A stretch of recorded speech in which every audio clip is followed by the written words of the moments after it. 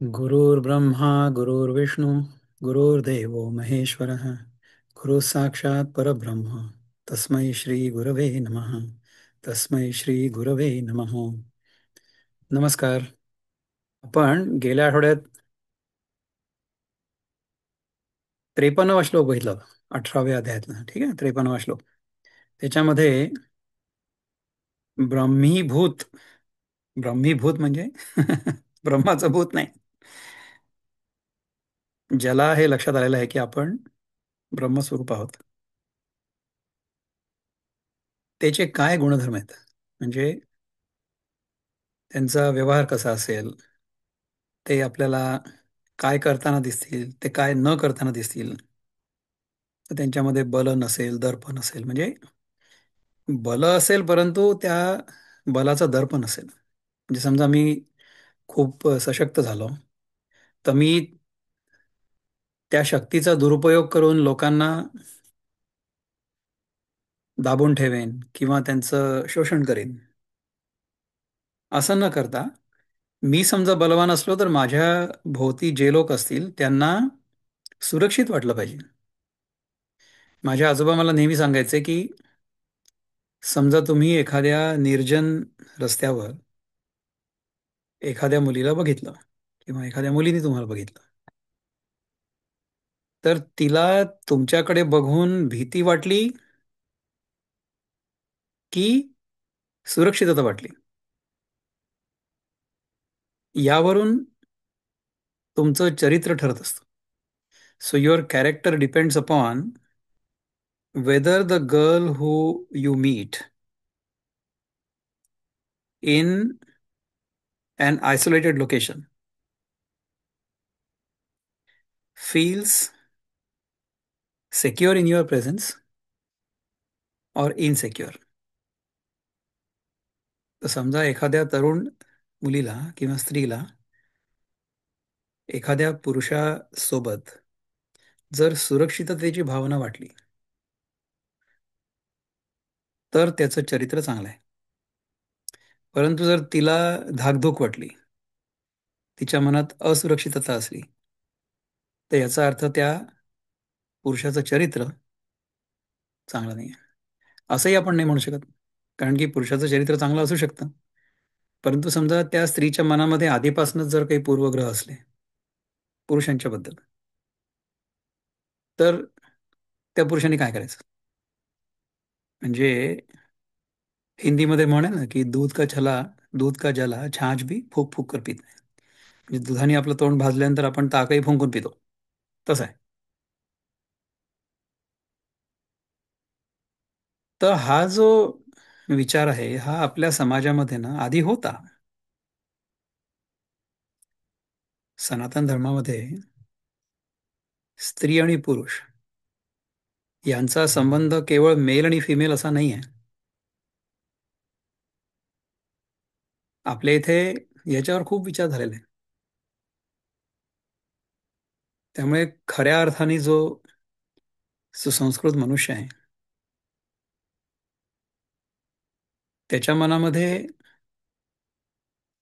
Mail आणि female हा विचार यायलाच नको कधी. सुसंस्कृत पुरुष आणि स्त्री या दोघांच्याही मनामध्ये मेल आणि फिमेल अशा प्रकारचा विचार कधीच नको यायला. आपल्या मनामध्ये हे सगळंच्या सगळं जग हे माझाच विस्तार आहे हे माहिती पाहिजे. तर असा जो ब्रह्मभूत आहे त्याचे आणखीन गुणधर्म काय आहेत ते आता आपण बघूया. हं? स्नेहाताई. ओ ब्रह्मभूतः प्रसन्नात्मा न शोचति न काङ्क्षति समः सर्वेषु भूतेषु मद्भक्तिं लभते पराम्. Awesome awesome awesome. किती सुंदर. ब्रह्मभूत प्रसन्नात्मा न शोचती न कांक्षती समः सर्वेषु भूतेषु मद्भक्तिं लभते पराम. हे किती ॲक्युरेटली म्हटलं तो, किती सुंदर, वंडरफुल. तर the one who is thus transcendently situated, at once realizes the supreme Brahman and becomes fully joyful. He never laments or desires to have anything. न शोचती न कांक्षती, म्हणजे त्याच्या मनामध्ये कुठल्याही प्रकारची इच्छा पण नाहीये. न कांक्षती म्हणजे माझ्या मनामध्ये कुठल्याही प्रकारची कांक्षा किंवा इच्छा नाहीये. He is equally dispose towards every living entity. In that state he attains pure devotional service unto me. Prabhupada आपल्याला सांगतायत हे, त्यामुळे ते आपल्याला ज्ञान झाल्यानंतर भक्ती कसा करतो माणूस ते सांगणार. राईट. ब्रह्म झाला प्रसन्नत्वे, न करी शोक कामना, पावे माझी पराभक्ती, देखे सर्वत्र साम्यजी. हं? मदभक्ती लभते पराम. म्हणजे कसं आहे की ज्या व्यक्तीला आपल्या ब्रह्मस्वरूपाचा बोध झालेला आहे, ती व्यक्ती जागेपणी द्वैतामध्ये पराभक्तीमध्ये राहणार आहे. पराभक्तीमध्ये म्हणजे काय? पराभक्तीमध्ये म्हणजे आपल्या इथे द्वैतात देखील अनेक इष्टदेवता आहेत. कोणी म्हणतो की गणपतीच माझा देवता आहे, कोणी म्हणतो की लक्ष्मी माझी देवी आहे, किंवा कोणी म्हणतो की माझा शंकर माझा देवता आहे, किंवा कोणी म्हणतो सरस्वती माझी देवी आहे.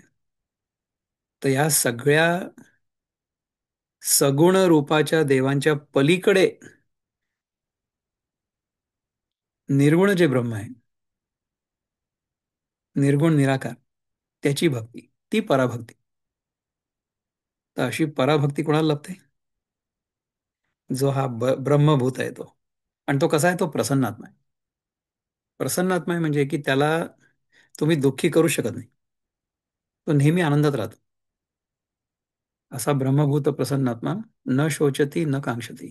त्याच्या मनामध्ये न कुठल्याही प्रकारचा शोक आहे, न कुठल्याही प्रकारचा लोभ आहे किंवा मोह आहे किंवा इच्छा आहे. अशा प्रकारे समजा कोणी असला, कोणी दिसला, तो नेहमी तुम्हाला आनंदात दिसणार आहे, नाही का? आता याच्याबद्दल आपले बंधू किशोर कुलकर्णी काय म्हणतात ते बघूया. Let me share the screen. Will get into. Oops, stop share.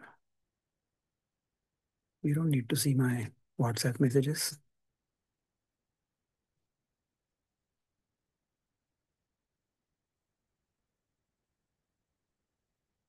All right. मुक्त छंद 54 मध्ये आलो ना, पण we have to be on 54, right? All right, here it is. एक सेकंड हा. Stop share. अदोष, आपण हात वर कवर केले? तर थोडासा ब्रेक आला मध्ये, तर हा हा. मला एक तुमच्या आजोबांच्या एक प्रिव्हियस एनॉलॉजी मध्ये एक गोष्ट विचारायची आहे. बरं. ती म्हणजे तेव्हाच्या काळात, की मला आय डोंट रिकलेक्ट की 498A यांनी बरेच इनोसंट मनुष्यांचाही छळ झालाय, तर ते असे लॉस कसं काय सोसायटीमध्ये प्रस्थापित झाले? 498A हा जो लॉ आहे ह्याच्याबद्दल मला खरंच काही माहिती नाही, टू बी ऑनेस्ट. आणि त्याचा मी जे सांगितलं त्याच्याशी काय संबंध आहे हे पण मला नाही कळलं. त्यामुळे मी त्याच्यावर नंतर थोडासा विचार करेन, आणि मग आपलं गीताचिंतन संपलं की मग आपण त्याच्यावर बोलूया. So let me go back to what Kishore Kulkarni has to say. ब्रह्मस्वरूप आणि प्रसन्नचित्त, नसे शोक वा इच्छा किंचित, जो समबुद्धी भूतांप्रती समस्त, माझी परमभक्ती त्यासी प्राप्त. ब्रह्मस्वरूप आणि प्रसन्नचित्त, नसे शोक वा इच्छा किंचित, जो समबुद्धी भूतांप्रती समस्त, माझी परमभक्ती त्यासी प्राप्त. वृत्तबद्धामध्ये काय म्हणतात? If I can get this to open up would be nice. Hold on. Okay, we are in 54, right? असे होनी ब्रह्मरूपी विलीन, असे चित्त त्याचे सदाही प्रसन्न, नसे शोक नाहीची इच्छा मनात, असे श्रेष्ठ भक्ती तयासी प्राप्त. ब्रह्मरूपी विलीन जर झालेला असला कोणीतरी, तुम्ही विचार करा की मला जर हे समजा कळलं की मी खरा कोण आहे, माझं खरं स्वरूप जे आहे ते म्हणजे शुद्ध चैतन्य आहे. त्यातून जेव्हा मी खाली येतो तेव्हा मी असं समजायला लागतो की हा देह म्हणजे मी आहे. मला हे जे जग दिसतंय माझ्या डोळ्यांनी ते सगळं खरं आहे. ह्या सगळ्या गोष्टी मला खऱ्या असं वाटतं. परंतु थोडा जर विचार केला आपण तर हे आपल्याला लक्षात येईल की हे बाहेरचं जग जे आहे हे जसं आत्ता ह्या क्षणी आहे तसं दुसऱ्या क्षणी नाही आहे. ते बदलतंय सारखं. म्हणजे माझ्या तोंडातनं एक एक शब्द जेव्हा निघतो, निघाल्याबरोबर तो इतिहास जमा होतोय ना, कायम कुठे राहतो. म्हणजे आपल्याला असं वाटतंय की आपण ह्या गीतेचं चिंतन करतो आहोत, पण गीतेचं चिंतन जे द्वैतामध्ये सुरू आहे ते सारखं बदलतंय ना. बदलत काय नाहीये.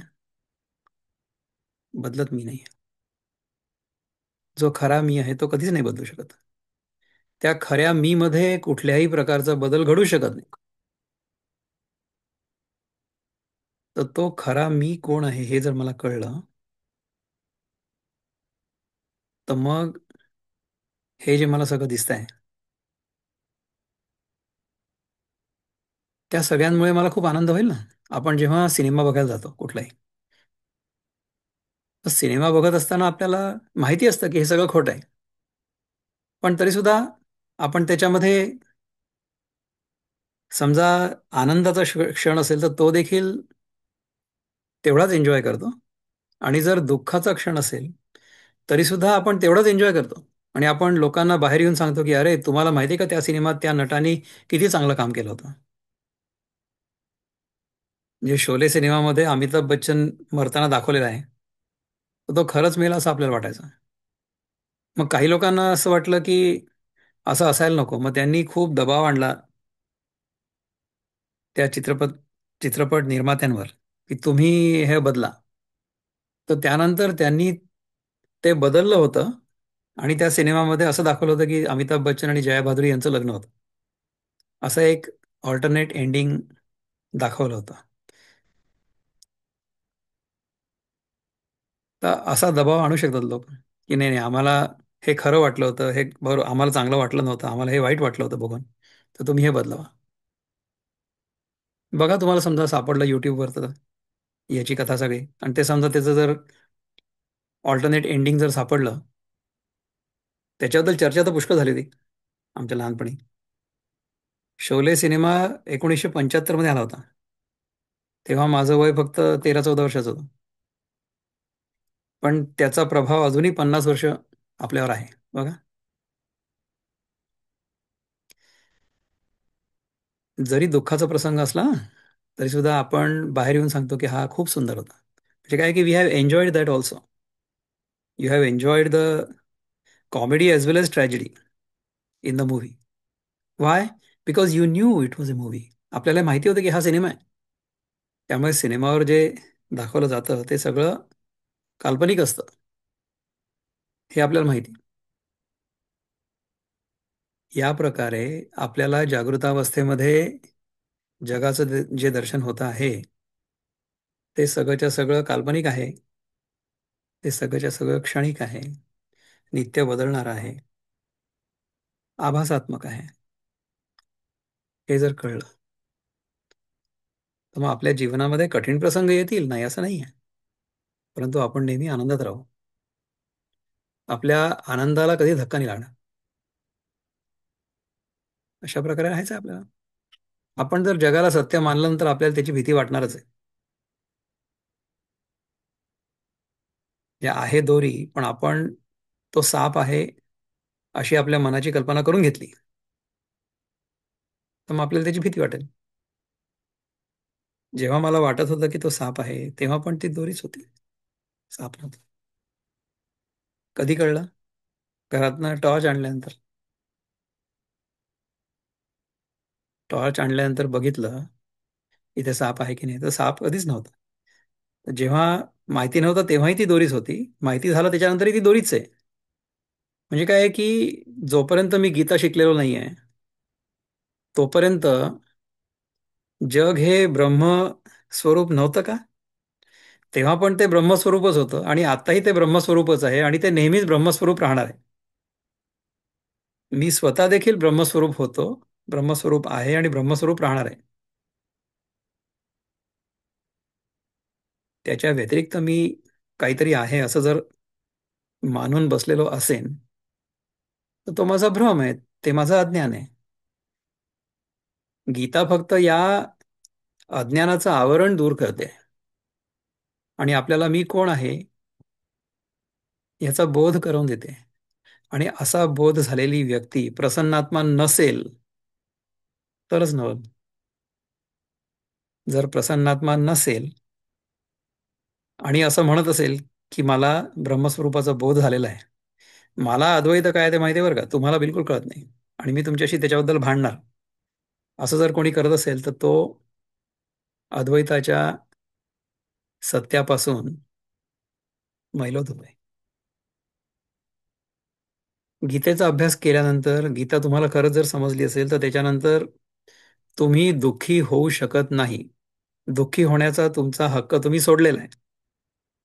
यू हॅव टू बी प्रसन्नात्मा. इफ यू आर नॉट प्रसन्नात्मा, then you have not understood the Gita at all. असं आहे. ज्ञानेश्वर महाराज काय म्हणतात बघूया. Let us see what Dnyaneshwar Maharaj has to say. ब्रह्मभाव योग्यता प्राप्त झालेला तो पुरुष आत्मबोध प्रशस्ती पदावर आरूढ होतो. त्यावेळी तो शोक करत नाही आणि इच्छाही करत नाही.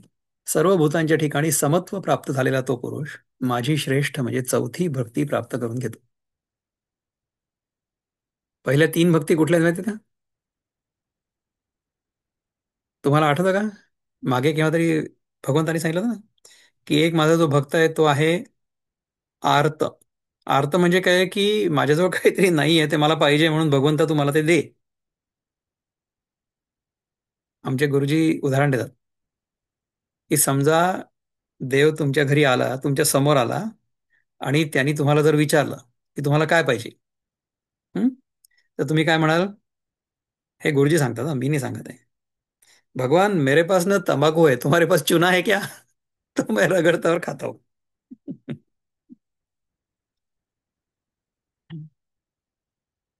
समजा माझं पोट दुखत असेल तर देवाला, तर आपण त्याला काय म्हणत, देवा माझं पोट खूप दुखतंय, थांबव. ओके, तथास्तु. आपल्याला कोणाकडनं काय मागायचंय हे पण तर माहिती पाहिजे ना. प्रत्यक्ष भगवंत आपल्या दारी आले आहेत आणि आपण त्यांना पान तंबाखू चुना मागतोय, अशी आपली अवस्था आहे. तर आपल्याला कुठे काय मागायला पाहिजे हे पण तर माहिती पाहिजे ना. तर तो आर्त जो आहे ना भक्त, तो आर्त आपल्या इच्छापूर्तींसाठी भगवंताची प्रार्थना करतो, भगवंता मला हे करून दे बाबा. हं? आर्त. दुसरा आहे तो अर्थार्थी आहे.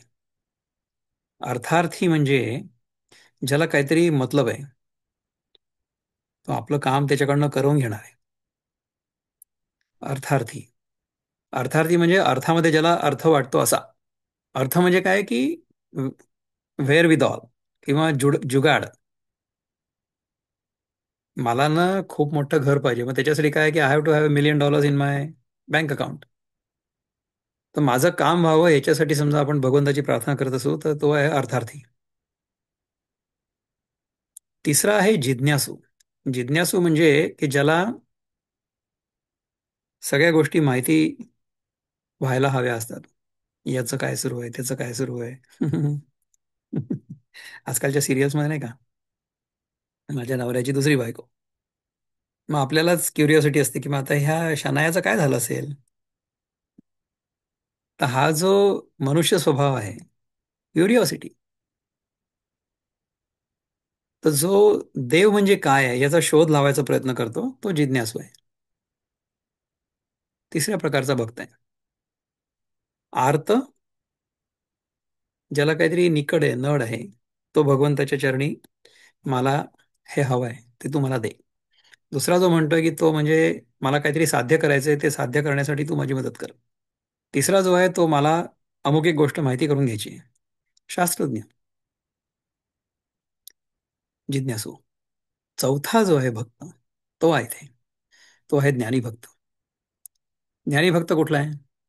तो हा आहे की भगवंता मला फक्त तूच हवायस, बाकी काही नको आहे. म्हणजे माझ्या मनामध्ये कुठल्याही प्रकारची इच्छा नाही आहे. तू मला काय देशील ते तूच ठरव आणि तूच मला दे. अमुक असं दे असं मी तुला म्हणणार नाही. ज्याला हे कळलेलं आहे की या जगामध्ये मिळवण्यासारखं काहीच नाहीये. जग मला जे दिसतंय आत्ता जागृत अवस्थेमध्ये ते देखील स्वप्न होतच. ज्याप्रमाणे स्वप्नातनं जागा झाल्यानंतर स्वप्नामध्ये जर मला लॉटरी मिळालेली असेल तर मी त्या लॉटरीचं तिकीट शोधणार नाही जागा झाल्यावर. त्याचप्रमाणे जागृत अवस्थेमध्ये जर मला कळलं की हे सगळंच्या सगळं जग जे आहे हे मला फक्त दिसतंय आत्तापुरतं, त्याच्यामध्ये मला काहीच करायचं नाही. त्यामुळे भगवंता, मला तुझ्याकडनं काहीच नको. तू ज्या परिस्थितीमध्ये मला ठेवशील त्याच्यामध्ये मी आनंदात आहे. कारण की त्याच्यानंतरच्या एका अध्यायात सांगितलं पण आहे ना भगवंतानी, म्हणजे की अनन्या चिंतयन्तो माम ये जनाः पर्युपासते तेषां नित्याभियुक्तानां तोष योगक्षेमं वहाम्यहम्. म्हणजे जो माझं अनन्य भावाने चिंतन करतो त्याचा योग आणि क्षेम मी चालवतो. हे ज्याला कळलेलं आहे तो काय मागणार आहे? आता माझा योगक्षेम तर भगवंत तुम्ही चालवतच आहे. I don't need anything else. अशा प्रकारे जो भक्ती करतो तो पराभक्त आहे. मद्भक्ती लभते पराम. ब्रह्मभूत प्रसन्नात्मा न शोचती न कांक्षती. त्याच्या मनामध्ये न शोक आहे न आकांक्षा आहे न कांक्षा आहे, म्हणजे अँझायटी आहे. नो अँझायटी आहे तर ओके. गीतेमधनं आपल्या स्वरूपाचा आपल्याला जर बोध झाला, आपल्याला जर हे कळलं की हे जे जग आहे अश्वत्थम प्राहुरव्ययम आहे, म्हणजे हे आत्ता जसं दिसतंय तसं उद्या नाही राहणार आहे. It is completely temporary. It is changing all the time. Yes मी विचारू का समीर. काही? या गो हेड. हा, आता चौथा तुम्ही काय म्हणाला की ज्ञानी भक्त हा, चार ते प्रकारचे भक्त अर्थ आहेत ना. अर्थ चार अर्थ चार प्रकारचे भक्त म्हणजे कोण आहे? एक अर्थ, अर्थात आर्त, अर्थ अर्थार्थी, जिज्ञासू आणि ज्ञानी. ज्ञानी. हा, तर ज्ञानी भक्त खरोखरच देवाकडे सोपवून टाकतो की जे तू देशील ते, म्हणजे हे खरं आहे. ऑफकोर्स. कारण का असं जर त्या भक्तांनी केलं आणि समजा भगवान ते म्हणजे काही त्याच्याकडे आलं नाही समजा, हा, तर तो जगेल कसा तो? अरे तर तो आपल्याला मॉलमध्ये या जाणार नाही, डिपार्टमेंट जगामध्ये स्टोअर मध्ये जाणार नाही. नुसतं भगवंताच्या भरोश्यावर राहिलो आणि पुरुषार्थ काहीच नाही केला तर तसं थोडी जमणार आहे. म्हणजे तुला हा, एक ती जगले. मग बरोबर. एक तुकाराम सेकंड. महाराज कसे जगले? काय स्मिता ताई? नाही म्हटलं, तुकाराम महाराज कसे जगले? ते तुकाराम महाराज कसे ते जगले? ज्ञानी भक्त होते ना. तर त्यांनी दुकान चालवलं. हो, पण पहिल्या पहिल्यांदा सुरू हा, दुकान चालू. काही हा, नाही मग ना. तर दुकान चालवा तुम्ही. दुकान जरूर चालवा. दुकान चालवल्याशिवाय गिऱ्हाईक येतील कसे? तुम्हाला पैसे मिळतील कसे? कसं आहे माहिती आहे का, की मी जी सांगणार होतो ना म्हण, ती म्हण जी ऐकली होती मी, की असेल माझा हरी तर देईल खाटल्यावरी, अशी एक म्हण होती. ऐकलंय कोणी? You heard? म्हणजे संत ज्ञानेश्वर हो. जगले असतील असं आयुष्य, पण मी थोडी असं आयुष्य जगू शकतो. हा, तर म्हणून तर आपण ज्ञानेश्वर नाही आहे ना. आपण ज्ञानेश्वरांनी काय सांगितलं शिकवतो. हा. नाही तर तर मग मी आपणच बोलते लोकांना शिकवलं असतं ना. दादा. येस. अं, हा, तेच. तुम्ही योगक्षेम व्यायाम बद्दल म्हणजे ह्याच्या कॉन्टेक्स्ट मध्ये मी जे समजते आहे, यामध्ये कर्म करत राहायचंय, फळाची अपेक्षा न, म्हणजे ते आपल्या हातात नाही असं गृहीत धरून तेव्हाच परमेश्वर योगक्षेम करेल ना. म्हणजे आपल्याला जे विहित कर्म आहे ते आपण सोडून थोडी देणार आहे. अजिबात नाही आहे करणार आहे. असं माझ्या घरी असं नाहीच आहे. नाहीच आहे. नाहीच आहे. आपल्याला विहित कर्म करायचंच आहे, नाही असं नाही आहे. विहित कर्म करायचं आहे, परंतु आपल्याला हे पण माहिती पाहिजे की हे विहित कर्म करण्याची बुद्धी देखील भगवंताचीच आहे. म्हणजे तुम्ही मला सांगा की एक्झॅक्टली. समजा माझ्या समोर एक चॉईस असेल की हे करू का ते करू, तर जे काही तुम्ही कराल ते करण्याची बुद्धी, ते करण्याची क्षमता, ते करण्याची पात्रता, ते करण्याची उपकरणं, हे सगळं भगवंताच्या कृपेनेच तुम्हाला मिळतं. आणि शेवटी दैव देखील तुमच्या बाजूने असायला पाहिजे, तेव्हाच तर तुमच्या कर्मामध्ये तुम्हाला सिद्धी मिळेल, नाही का? तर दादा मी थोडंच बोलू का? ओके. गजानन महाराज जगले तसे, म्हणजे पण एक मनुष्य रूपात तसे तेवढी शक्ती मिळणं एका साधारण मनुष्याला तेवढं गजानन महाराजांसारखं जगणं फार अवघड आहे. बरोबर आहे. मग त्यामुळे आपल्याला जे करायला हवं, विहित कर्म आणि निषिद्ध कर्म टाळायला हवं, ह्या सगळ्या गोष्टी सर्वसाधारण माणसाला करणं आवश्यक आहे. तर त्या करत राहताना पुरेशी चित्तशुद्धी जर झाली, कधी होईल, कशी होईल? की जर जे कर्म आपण करत असू ते निस्वार्थ बुद्धीने केलं तर होईल, नाही तर नाही होणार. नाही तर चित्तशुद्धी नाही होऊ शकत. कर्माचं प्रयोजनच हे आहे की त्या कर्मातून आपली चित्तशुद्धी व्हायला हवी. पण जर आपण कर्म करत असताना ह्याच्यातनं मला काय मिळेल हाच विचार नेहमी मनात जर ठेवला, तर मग ते कर्म आपलं चित्त शुद्ध नाही करणार. आपल्याला कर्म करत असताना हे सगळंच्या सगळं कर्म किंवा कर्माचं फळ, या सगळ्या गोष्टी भगवंताच्या कृपेने घडतायत, निसर्गाच्या नियमांप्रमाणे घडतायत. आणि ते निसर्गाचे नियम आपण नाही तयार केले, ते भगवंतानी तयार केलेत. भगवंतानी म्हणजे तुम्ही असं नका समजू की कुठेतरी एक देव आहे आणि तो आकाशात बसलेला आहे वगैरे असं. परंतु आपण जर निरीक्षण केलं संपूर्ण जगाचं, तर आपल्याला हे लक्षात येईल की जग हे नियमांनी बांधलेलं आहे, नियमानुसार चालतंय. ते नियम जर आपण समजून घेतले आणि त्या नियमांनुसार जर आपलं जीवन जर आपण चालवलं, तर आपल्याला जीवनाचा अनुभव खूप चांगला येतो.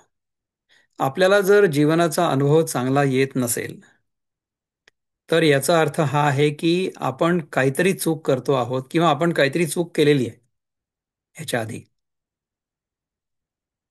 जर आपण चुका केलेल्या असतील आधी किंवा आत्ता करत असू, तर आपल्याला आपल्या जीवनाचा अनुभव चांगला येणार नाही.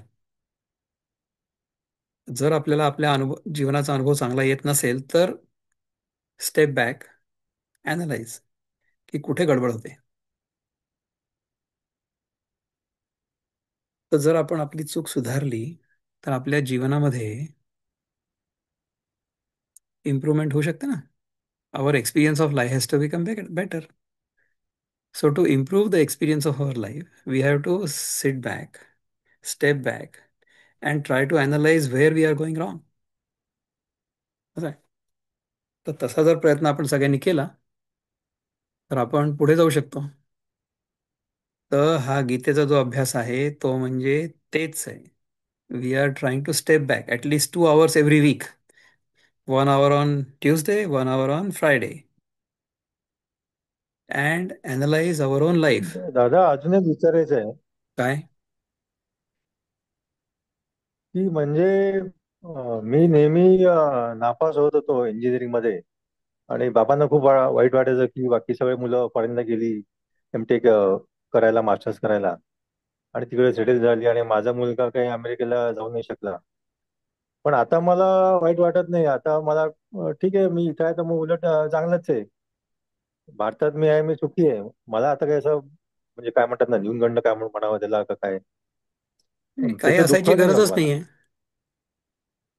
आणि हा, आता मला आता दुःख तर नाही असं वाटत. होणार आहे की इथल्या लोकांना भारतात जायची इच्छा होणार आहे आणि भारताच्या एम्बसीच्या समोर रांगा लागणार आहेत की आम्हाला भारतात जाण्यासाठी व्हिसा पाहिजे म्हणून. असं होणार आहे. बघा, व्हायला लागलंय असं. आदोष, आपण पुन्हा एकदा हात वर केले.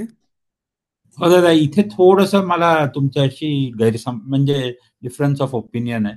ओके. की मला नाही म्हणजे इथे दुरून डोंगर साजरे म्हणतात ना, एक मराठीत म्हण आहे.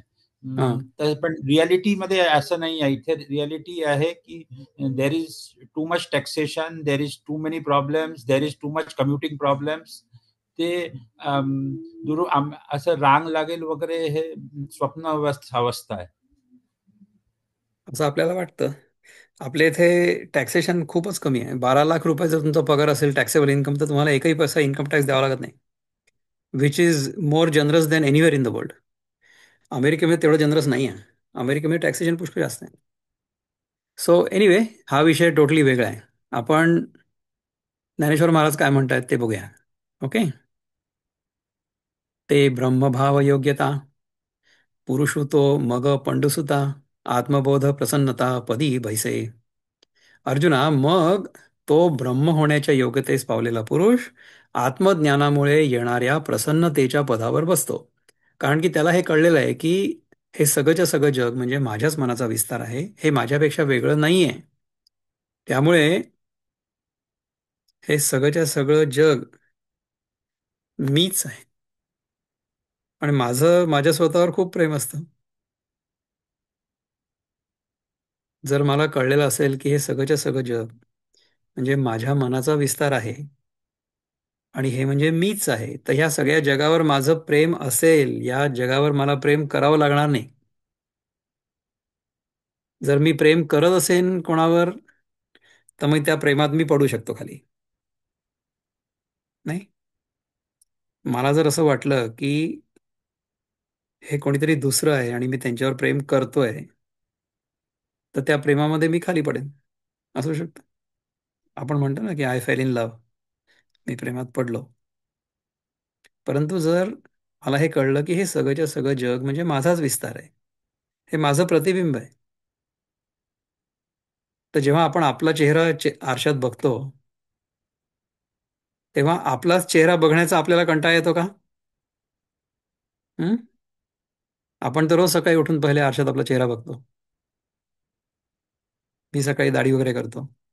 आज नाही केली कारण की आज नागपंचमी आहे. हं?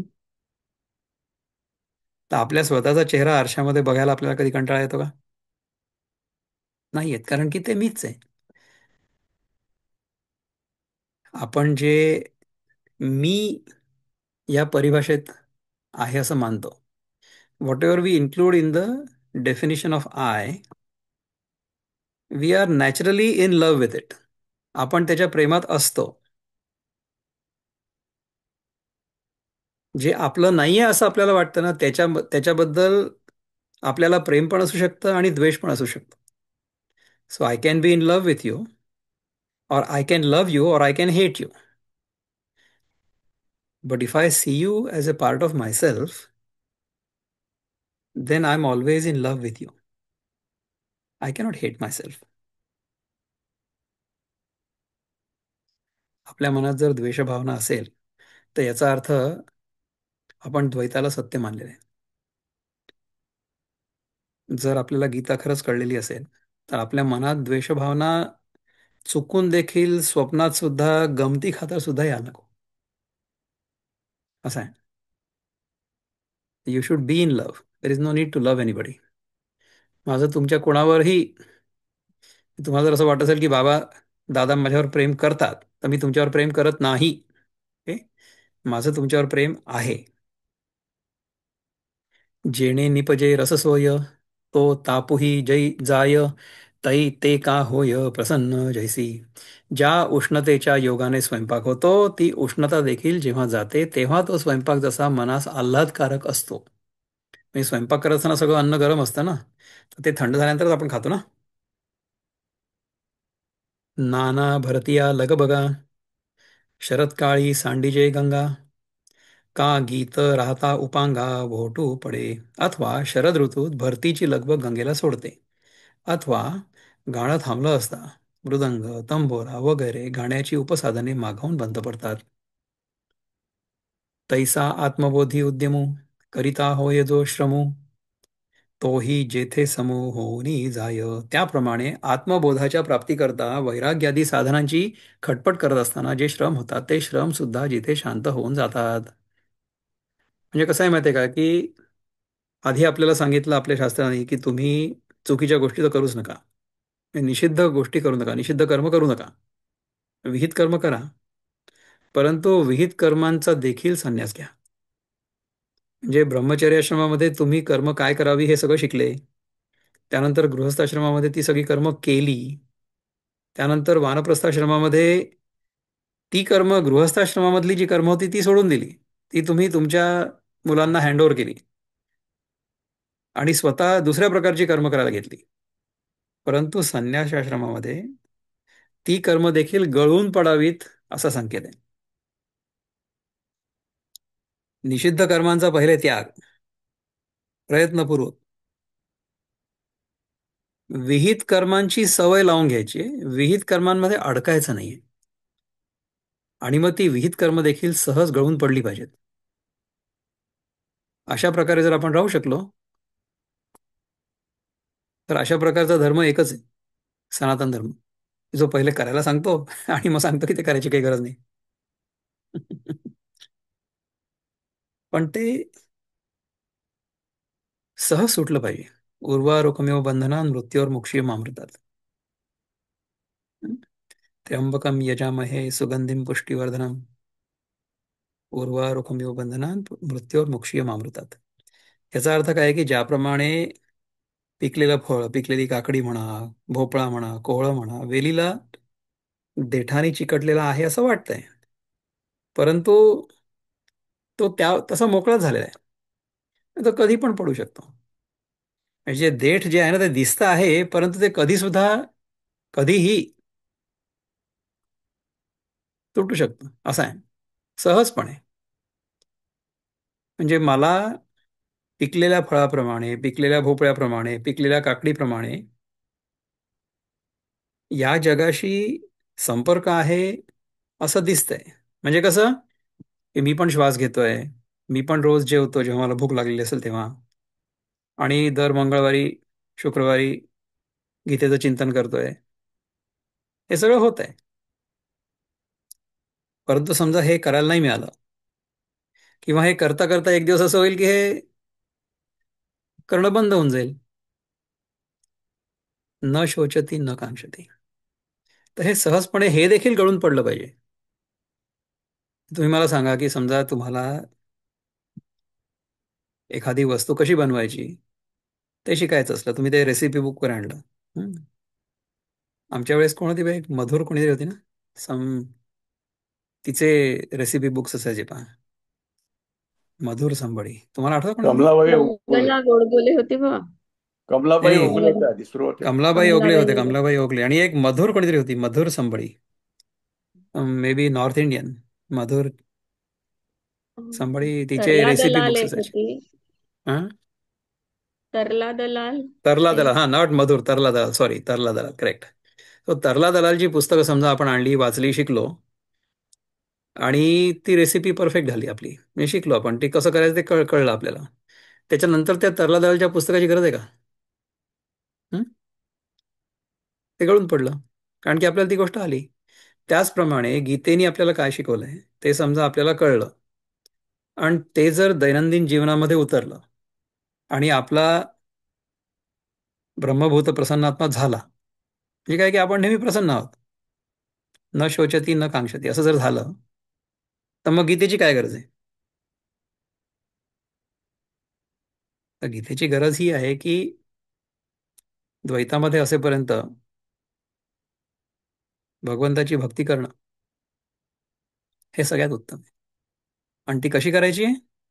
मी कोण आहे, भगवंत कोण आहे, या जगाचं स्वरूप काय आहे, हे सगळं माहिती झाल्यानंतर करायची.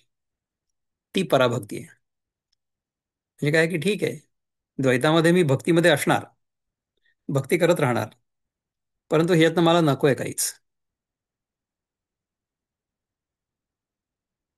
गीतेचं चिंतन करत असताना ह्याच्यातनं मला काही मिळेल ही भावना नाही आहे माझ्या मनामध्ये. ब्रह्मभूत प्रसन्नात्मा न शोचती न कांक्षती. त्याला कुठल्याही प्रकारची इच्छा नाही उरलेली आहे, परंतु द्वैतामध्ये असताना तो भक्तीमध्ये राहणार नेहमी. भक्तीमध्ये म्हणजे प्रेमामध्ये, आणि सगळ्यांच्या प्रेमात राहणार आहे. कारण हे सगळे लोक जे आहेत हे म्हणजे भगवंताचंच रूप आहे. त्यामुळे तुमच्यावर प्रेम करायची काय गरज आहे? तुमच्यावर प्रेम आहे माझं, निरपेक्ष प्रेम.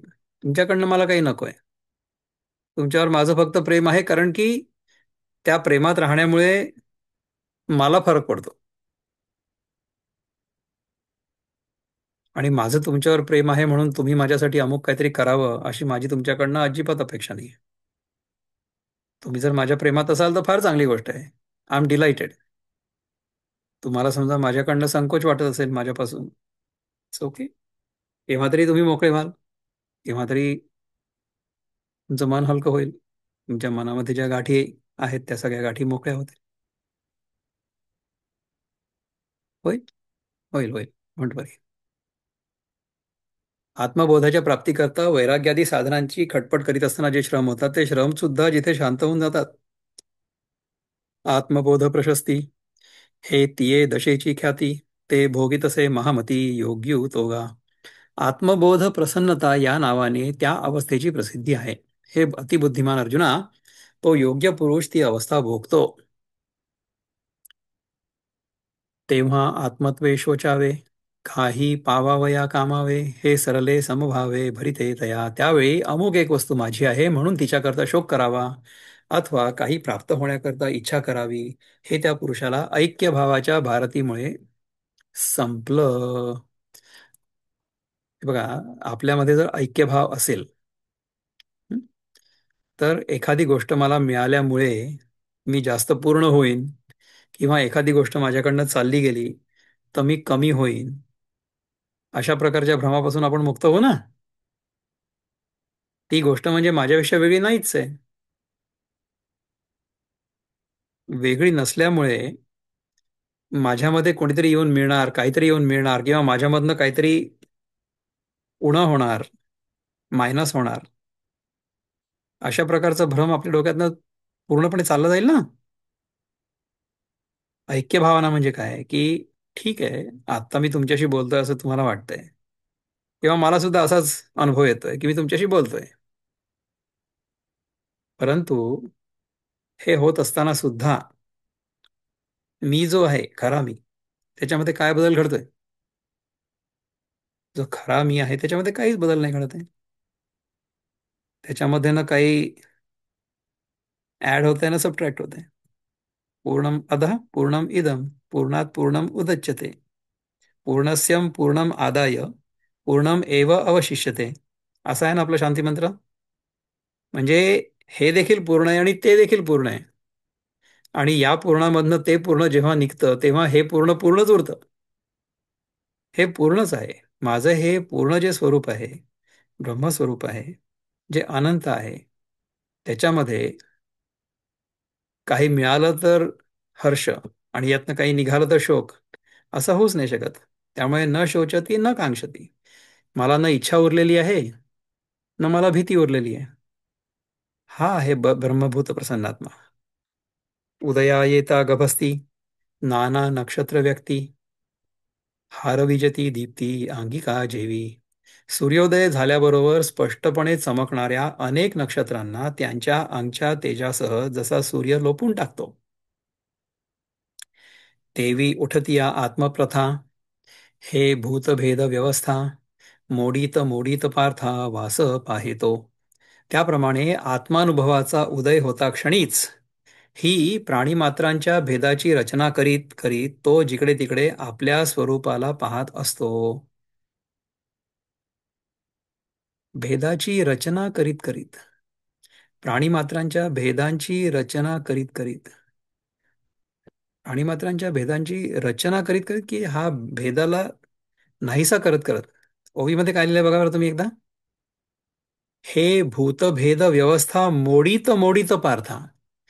त्या भेदाची रचना करीत करीत म्हणण्यापेक्षा त्या रचनेला मोडत मोडत पाहायला पाहिजे ना. म्हणजे कसं असतं की सूर्याचा उदय झाल्यानंतर रात्री ज्या चांदण्या नक्षत्र वगैरे आपल्याला सगळ्या दिसतात त्या सगळ्या आपोआप नष्ट होतात ना, म्हणजे दिसायच्या बंद होतात. त्याप्रमाणे आत्मस्वरूपाचा बोध झाल्यानंतर आपल्याला ही जी भिन्नता आहे जगामध्ये, हे जे भेद आहेत, आपपरभाव आहे, या जगामध्ये सुद्धा भेद आहेत. हा प्राणी त्याच्यापेक्षा वेगळा, ही व्यक्ती त्याच्यापेक्षा वेगळी, मग ह्या व्यक्तीवर माझं प्रेम आहे आणि त्या व्यक्तीबरोबर माझा द्वेष आहे. हा जो भेद आहे हा संपूर्णपणे नाहीसा होतो. व्हायला हवा तो होत नसेल तर आपण ब्रह्मभूत वगैरे काही नाही आहे. आपण ब्रह्माचं भूतच आहोत फक्त. हे पात्र. पाटी ऐवरी अक्षरे जैसी पुसता येती करे, तैसी हारपती भेदांतरे तयाची ये दृष्टी. पाटीवरील अक्षर जशी हाताने पुसता येतात त्याप्रमाणे त्याच्या दृष्टीने म्हणजे ब्रह्मभूत प्रसन्नात्म्याच्या दृष्टीने दृष्टी पुढील अनेक भेद नाहीसे होतात. तैसेनी अनन्या ज्ञाने जिये घेपती जागर स्वप्ने, तिये दोन्ही केली लीने अव्यक्ता माझी.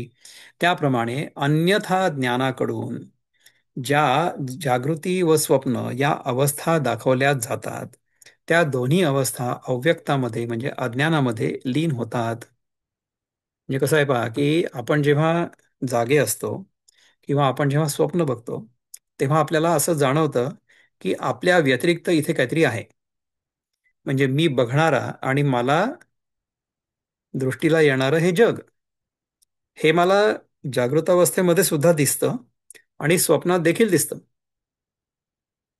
त्यामुळे जागृत अवस्थेमध्ये आणि स्वप्नावस्थेमध्ये आपल्याला अन्यथा म्हणजे आपल्या व्यतिरिक्त काहीतरी आहे अशा प्रकारची जाणीव होते. तर ही जाणीव पूर्णपणे नष्ट होऊन आपल्या अद्वैत स्वरूपामध्ये आपण प्रतिष्ठित होतो. हं? ह्या दोन्ही अवस्था अव्यक्तामध्ये लीन होतात म्हणजे अज्ञानामध्ये लीन होतात. आणि मग तेही अव्यक्त बोध वाढता झिजत पुरला बोधी समस्त बुडोनी जाय. मग तेही अज्ञान जसजसा बोध वाढत जाईल तसतसं नाहीसं होतं आणि पूर्ण बोधात ते अज्ञान संपूर्ण नाहीसं होतं. म्हणजे मला हे लक्षात येतं की जागृतावस्था आणि स्वप्नावस्था ह्या दोन्ही खऱ्या वाटत असल्या तरी सुद्धा त्या माझ्यामध्ये प्रगट होणाऱ्या माझ्यामध्ये जाणवणाऱ्या अवस्था आहेत. मी जागा होत नाही, मी स्वप्नात जात नाही. माझ्या जाणीवेमध्ये स्वप्नावस्था येते आणि जाते, माझ्या जाणीवेमध्ये जागृत अवस्था येते आणि जाते. ह्या दोन्ही अवस्था बघणारा मी साक्षी आहे. त्या अवस्थांमध्ये जाणारा आणि मी जागा होणारा जागृत पुरुष आणि मी स्वप्नात जाणारा स्वप्न पुरुष हा मी नाही आहे हे आपल्याला कळायला लागतं. जैसी भोजनाच्या व्यापारी क्षुधा जिरत जाय अवधारी, मग तृप्तीच्या अवसरी नाहीच होय. ऐक, ज्याप्रमाणे भोजन करत असताना प्रत्येक घासाबरोबर भूक कमी होत जाते आणि तृप्तीच्या वेळी ती अगदीच नाहीशी होते. नाना चालीची आवाढी वाट होत जाय थोडी, मग पातला ठाई बुडी देऊनी निमे. अथवा चालण्याचा वेग जसजसा वाढेल तसतशी वाट कमी होत होत मग मुक्कामाला पोचल्यावर ती वाट बुडी देऊन नाहीशी होते म्हणजे संपते. तुम्ही विचार करा की समजा आपण एखाद्या रस्त्याने जात असलो आपल्यासमोर वाट दिसते ना, परंतु जर आपण मुक्कामाला पोचलो तर त्या मुक्कामाला पोचल्यानंतर जी वाट होती आपल्याला दिसत होती ती नाहीशी झाली आता. त्यामुळे ब्रह्मभूत प्रसन्नात्मा पहिले निषिद्ध कर्मांचा त्याग, विहित कर्म करण्याची प्रवृत्ती, त्यानंतर विहित कर्मांपासून संन्यास आणि नंतर वैराग्य सुद्धा गळून पडतं. म्हणजे मी वस्तू सोडल्या आहेत हा अभिमान देखील चालला जातो. मी संन्यासी आहे हा अभिमान देखील चालला जातो. म्हणजे पहिले मी प्रवृत्तीपर कार्य केलं, मी शिकलो, नंतर मग मी जे शिकलो ते व्यवहारात आणलं गृहस्थाश्रमात, त्यानंतर वानप्रस्थाश्रमात त्यापासून मी थोडीशी दूरी बाळगली आणि संन्यासाश्रमामध्ये मी सगळं पूर्ण सोडून दिलं. परंतु मी संन्यासी झालो किंवा मी या सगळ्या गोष्टींचा त्याग केला किंवा मी वैराग्य धारण केलेलं आहे हे देखील गळून पडलं असं झालं. हा ब्रह्मभूत प्रसन्नवाद. का जागृती जव जव उद्दीपे तव तव निद्राहारपे, मग जागी नलिया स्वरूपे नाहीच होय. अथवा जसा जागृतीचा उदय होईल तशी झोप नाहीशी होते आणि मग पूर्ण जागा झाल्यानंतर झोप स्वरूपाने म्हणजे पूर्णपणे नाहीशी होते. हे ना आपुले पूर्णत्व भेटे जेथ चंद्रासी वाढी खुंटे, तेथ शुक्ल पक्षू वाटे निशेषू जैसा. हे दृष्टांत राहू दे. पौर्णिमेच्या दिवशी चंद्राला आपलं पूर्णत्व प्राप्त होतं आणि जेव्हा चंद्राचं चांदणं वाढणं थांबतं तेव्हा जसा शुक्ल पक्ष निशेष नाहीसा होतो. तुम्ही विचार करा की चंद्राची कला प्रथमा द्वितीया तृतीया चतुर्थी असं करत करत पौर्णिमेपर्यंत आली. तर हा जो शुक्ल पक्ष होता ह्याच्यामध्ये चंद्राचा प्रकाश वाढत होता, चंद्राची कला वाढत होती, तो सगळा शुक्ल पक्ष तिथे पौर्णिमेला येऊन नाहीसा झाला ना. काही उरलं का? त्याप्रमाणे ही सगळी वर्णाश्रम व्यवस्था ब्रह्मभूत प्रसन्नात्म्याच्या जागी गळून पडली. काही करायचं उरलं नाही. थँक्यू दादा. आता उद्यापासून मी रिटायर होतो. काही जे करत होतो कालपर्यंत ते सोडून देतो. असं करणार आहे का? I hope not. कारण की हा गीतेचा क्लास संपला तर मलाही माझं काम करायचं. ओके. हरेश्वर महाराज काय म्हणतात बघूया. तैसा बोध्य जात गिळतो बोधू बोधे ये मज आतू मिसळला तेथ साध्यंतू अबोधू गेला. त्याप्रमाणे पदार्थ मात्र नाहीस करणारं जे ज्ञान, त्या ज्ञानाने तो माझ्या स्वरूपी येतो आणि माझ्या स्वरूपात ऐक्याला पावला असता साध्यंत अज्ञान नाहीसं होतं. साध्यंत म्हणजे स आदी अंत. साध्यंत स आदी अंत. साध्यंत म्हणजे ज्याचा आदी आणि अंत आहे अशा प्रकारचं जे अज्ञान आहे ते सगळंच्या सगळं अज्ञान नाहीसं होतं. पूर्णपणे नाहीसं होतं. टोटल. तेव्हा कल्पांताची ये वेळे नदी सिंधूचे पेंडवळे मोडूनी भरले जळे आब्रह्म जैसे. तेव्हा कल्पांताच्या वेळी नदी आणि समुद्र यांची मर्यादा मोडून ज्याप्रमाणे ब्रह्मलोकापर्यंत सर्व जग पाण्याने भरून जातं. असं म्हणतात की जेव्हा कल्पांत होतो तेव्हा ही सगळी पृथ्वी जलमय होते.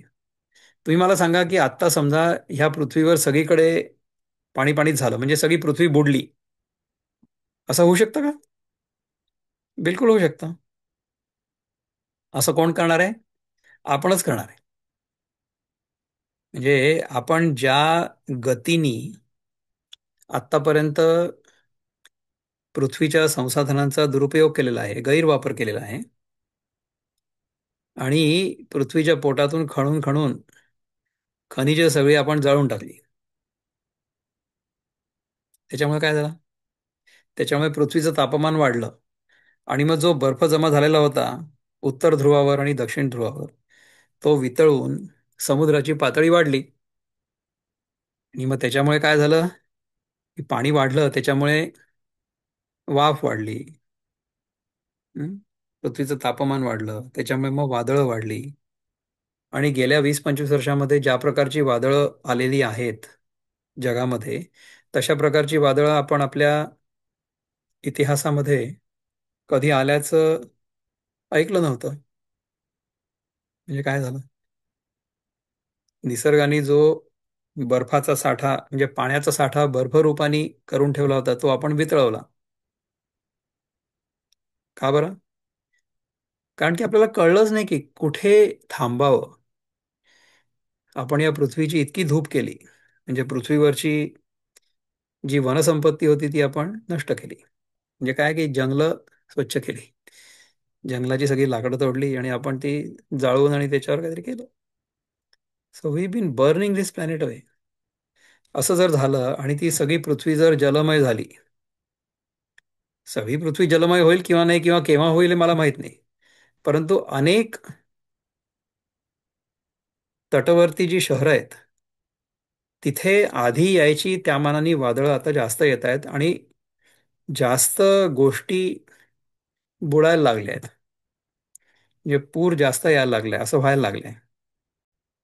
अशा प्रकारे समजा आपण पृथ्वीची धूप करत राहिलो तर आपल्या जलसमाधीची व्यवस्था आपणच करतोय. नाही, असं करणं किती योग्य आहे? विचार करा तुम्ही. नाना गेलिया घटमठ आकाश ठाके एकवट का जळोनी काष्ठे काष्ठ वन्हीची होय. अथवा घट मठ नाहीसं झाल्यावर जसं एकटं एकसारखं आकाश राहतं, अथवा काष्ठाकाष्ठांच्या घर्षणाने काष्ठ जळून जाऊन जसं ते काष्ठ अग्नीच होऊन राहतं. म्हणजे घटाकाश आणि मठाकाश. पण मागच्या वेळेस ते उदाहरण बघितलं होतं ना, की समजा ही जी वस्तू आहे, ह्याच्या आतमधलं जे आकाश आहे, हा घट नष्ट झाला की हे घटाकाश नाहीसे होईल का? किंवा आता मी या ज्या खोलीत बसलेलो आहे, तुम्ही विचार करा की ही खोली आकाशातनं इकडे तिकडे फिरते ना. आता गेल्या तासाभरामध्ये आपण किती समोर आलोय, किती मैल आलोय समोर. तर ह्या खोलीच्या आतलं जे आकाश आहे ते काय हलतंय का त्यासोबत? हा. घटाकाश मठाकाश आकाश हे हलत नाही, आकाशामध्ये सगळं हलणं होत असतं. अशा प्रकारे आकाश एकच राहतं आणि अथवा काष्ठाकाष्ठांच्या घर्षणाने काष्ठ जळून जाऊन जसं ते काष्ठ अग्नीच होऊन राहतं. म्हणजे दोन काड्या जर तुम्ही घासल्या एकमेकांवर, त्याच्यातनं जो अग्नी जमा होईल, तयार होईल, त्या अग्नीने ते काष्ठच नष्ट होऊन जातं आणि ते काष्ठ अग्नीच होऊन राहतं. म्हणजे फक्त अग्नी उरतो, काष्ठ चालत जातं. त्याप्रमाणे ब्रह्मस्वरूप जो असतो, ब्रह्मभूत प्रसन्नात्मा, त्याच्या समोरून त्याच्या व्यतिरिक्त जे काही आहे ते सगळंच्या सगळं पूर्णपणे नष्ट होतं. फक्त अद्वैत उरतं, द्वैत नष्ट होतं. ना तरी लेणियांचे ठसे आटोनी गेलिया मुसे, नामरूप भेदे जैसे सांडीजे सोने. अथवा मुशीमध्ये अलंकाराचे आकार आटून गेल्यावर सोन्यातील नाव रूप वगैरे भेदाचे प्रकार जसे नाहीसे होतात. म्हणजे तुम्ही जर सोन्याचे दागिने मुशीमध्ये टाकले तेव्हा आकार आटून गेल्यानंतर काहीच नाही राहणार ना, तिथे नाव रूप आणि भेदाचे प्रकार जसे नाहीसे होतात. पण सोनं मात्र राहतं. हेही असो चैलिया ते स्वप्न नाही जालया, मग आपणची आपण या उरीजे जैसे. हा दृष्टांती राहू दे. पूर्ण जागा झाल्यावर स्वप्न नाहीसं होतं आणि आपणच आपल्याला जसे एकटे उरतो, तैसी मी एक वाचुनी काही, तया तयाही सकट नाही, हे चौथी भक्ती पाही माझी तोल आहे. ही ओवी आहे 1111. त्याप्रमाणे एक माझ्या वाचून त्याला त्याच्याही सकट दुसरं काहीच नसतं. अर्जुना पहा, यालाच चौथी भक्ती म्हणतात. ही चौथी भक्ती त्याला प्राप्त होते, म्हणजे अनन्या चिंतयंतो माम, याची जाणीव आपल्याला होते. येर आर्तू जिज्ञासू अर्थार्थी, हे भजती जिये पंथी, ते तिन्ही पाओनी चौथी म्हणीपत आहे. इतर जे आर्त जिज्ञासू आणि अर्थार्थी भक्त हे मला ज्या मार्गाने भजतात, ते भक्तीचे 3 मार्ग पाहून या भक्तीला मी चौथी भक्ती म्हणत आहे. ह्याच्याबद्दल आपण याच्या आधी चिंतन केलेलंच आहे. येरवी तिजी ना चौथी, हे पहिली ना सरती, पै माझी ये सहज स्थिती भक्ती नाम. सहज विचार करून पाहिलं तर भक्ती तिसरी नाही, चौथी नाही, पहिली नाही आणि शेवटली नाही, तर माझ्या सहज स्वरूप स्थितीला भक्ती हे नाव आहे. म्हणजे काय की मला जर कळलं की मी कोण आहे आणि त्या जाणीवेमध्ये मी जर सहजपणे राहू लागलो, तर त्याला चौथी भक्ती म्हणतात. सहज स्वरूप स्थिती, या सहज स्वरूप स्थितीमध्ये राहणं ह्यालाच पराभक्ती म्हणतात.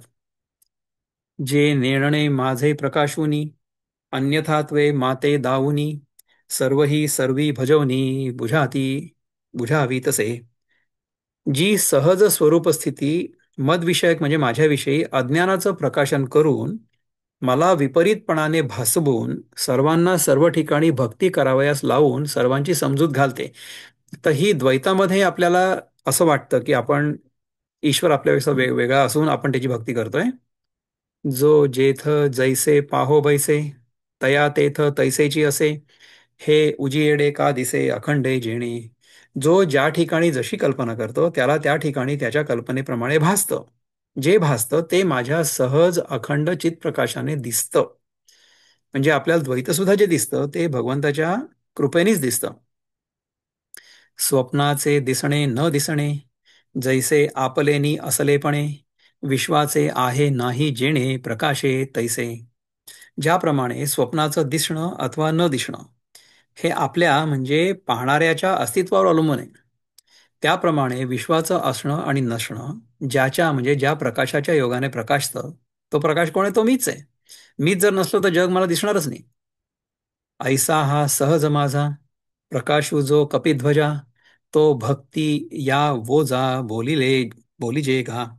हे कपिध्वजा अर्जुना, असा जो माझा सहज प्रकाश तो भक्ती या रीतीने बोलला जातो. म्हणोनी आरताच्या ठाई, हे आरती होऊनी पाही, अपेक्षणीय जे काही ते मीची केला. म्हणून आर्ताच्या ठिकाणी ही भक्ती उत्कट इच्छेच्या रूपाने बनून त्या इच्छेचा जो काही विषय आहे तो मलाच बनवलेला आहे. म्हणजे आर्त जो भक्त आहे त्याला त्याच्या मनामध्ये जी आर्तता आहे ती भगवंताच्या ठिकाणी निर्माण होते.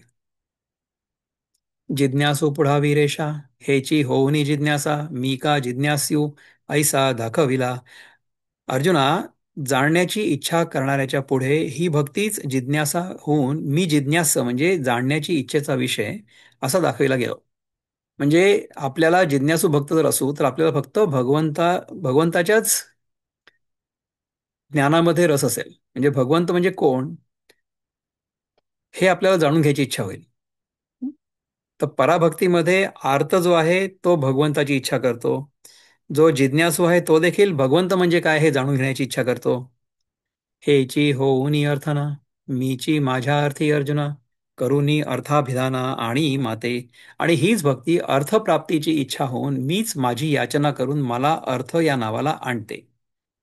म्हणजे मला अर्थ जो आहे, मला जे हवं आहे ते देखील सगळं भगवंताचं आहे आणि भगवंतच आहे असं वाटायला लागतं. एवम घेऊनी अज्ञानाते, माझी भक्ती हे जे हे वर्ते, ते दावी मज दृष्ट्या ते दृश्य करुनी. याप्रमाणे अज्ञानाचा अंगीकार करून ही माझी भक्ती व्यवहार करू लागली की ती भक्ती मला द्रष्ट्याला दृश्य करून दाखवते. म्हणजे काय की अनन्याश्चिंतयंतो माम, हा जो अनुभव आहे हा आपल्याला यायला लागतो. येथे मुखची दिसे मुखे, या बोला काही न चुके, तरी दुजेपण हे लटिके आरिसा करी. आरशात पाहिलं असता मुखाच्या योगाने मुखाला मुखच दिसतं, ह्या म्हणण्यात काही चूक नाही. परंतु प्रतिबिंब रूपाने मिथ्या भासणारा जो दुसरेपणा तो आरसा तयार करतो. दिठी चंद्रची घे साचे, परी येतुले हे तिमिराचे, जे एकची असे तयाचे दोन्ही दावी. दृष्टी खरोखर चंद्राला पाहते, परंतु तिमीर एवढं मात्र करते की एकच असलेल्या चंद्राला दोन करून दाखवते. समजा अज्ञानाचा अंधार असेल आपल्या मनामध्ये तर आपल्याला एकाचे दोन दिसतील. तैसा सर्वत्र मीची मिया, घेपतसे भक्ती इया, परी दृश्यत्व हे वाया अज्ञान वशे. त्याप्रमाणे सर्वत्र मीच माझ्याकडून भक्तीच्या योगाने आकलन केला जातो, परंतु दृश्यत्व हे खोटं आहे आणि ते अज्ञानाला वश झाल्यामुळे आहे. दृश्यत्व हे खोटं आहे, आपल्याला जे दिसतंय आपल्यापेक्षा वेगळं ते खोटं आहे. ते अज्ञान आता फेटले, माझे दृष्टत्व मज भेटले, निजबिंबी एकवटले, प्रतिबिंब जैसे. ते अज्ञान आता नाहीसं झालंय आणि जसं प्रतिबिंब आपल्या बिंबात एक व्हावं तसं माझं द्रष्टृत्व मला भेटले. पै जेव्हाही असे किडाळ, तेव्हाही सोनेची अढळ, परी ते कीड गेलिया केवळ उरे जैसे. तेव्हा हिणकस धातू सोन्यात मिसळलेली असते तेव्हाही निश्चयाने ते सोनच आहे, परंतु ती हिणकस धातू निघाली असता जसं केवळ सोनं उरतं. हा गा पौर्णिमे आधी काही, चंद्रू सावयवू नाही, परी तिये दिवशी भेटे पाही पूर्णता तया. अरे अर्जुना, पौर्णिमेच्या आधी चंद्रच सावयवच नाही काय, म्हणजे त्याच्या कला वेगळ्या आहेत ना, वेगळा वेगळा दिसतो, परंतु पौर्णिमेच्या दिवशी त्याला प्रकाशाच्या दृष्टीने पूर्णता भेटते, तेव्हा तो पूर्णपणे प्रकाशित होतो. तैसा मीची ज्ञानद्वारे दिसे परी हस्तांतरे, मग दृष्टत्व ते सरे मियाची मी लाभे.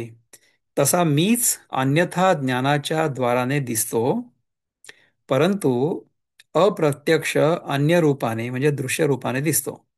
मग ज्ञानाने दृश्याचा निराश होऊन भिन्न रूपाने दिसणारं दृश्य एकदृष्टेपणामध्ये नाहीसे होते आणि मलाच मी प्राप्त होतो.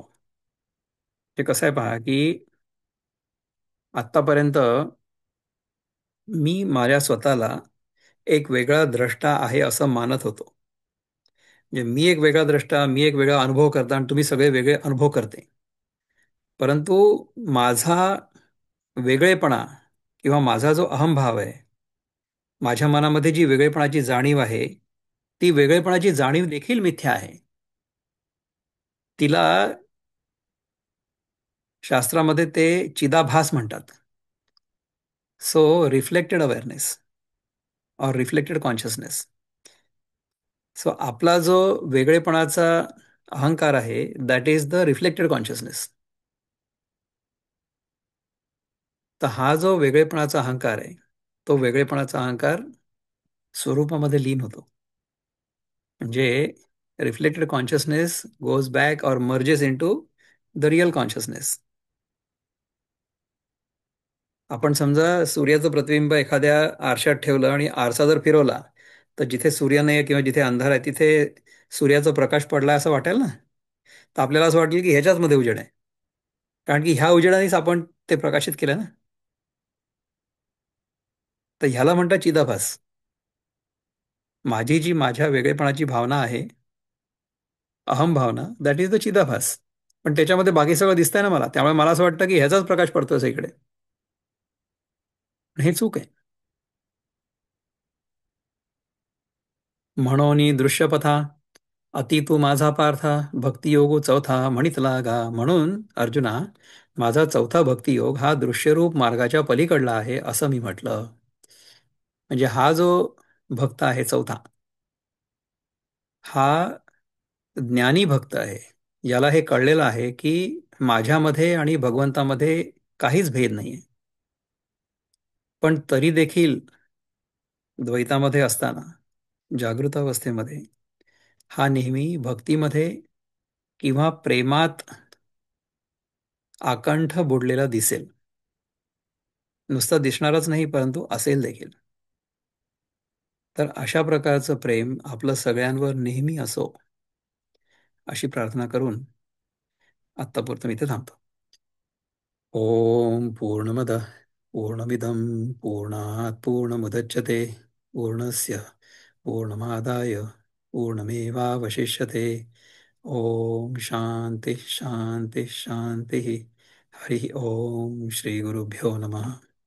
हरि ओम. नमस्कार.